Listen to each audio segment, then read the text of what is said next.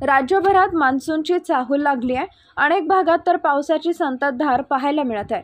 गेल्या काही दिवसांपासून दडी मारून बसलेला पाऊस मुंबईत परतल्याचं पाहायला मिळत आहे। 19 ते 21 जूनपर्यंत मध्य महाराष्ट्रात काही ठिकाणी तुफान पावसाची शक्यता असून आज पुणे, सातारा जिल्ह्यामध्ये जोरदार पावसाची शक्यता असल्याचं हवामान विभागानं सांगितलंय।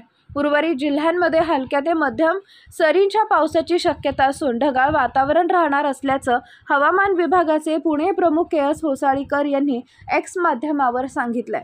पुढचे काही दिवस मुंबईसह कोकणात मुसळधार पावसाचा अंदाज हवामान खात्याने व्यक्त केलाय। आज सकाळपासूनच मुंबईत पावसाला सुरुवात झाली असून ढगाळ वातावरण पाहायला मिळत आहे। राज्यात पुढील 3 ते 4 दिवस जोरदार पावसाचा अंदाज वर्तवण्यात येत आहे। उत्तर महाराष्ट्रातील जळगाव, धुळे, नाशिक, सोलापूर जिल्ह्यात पावसाचा अंदाज आहे।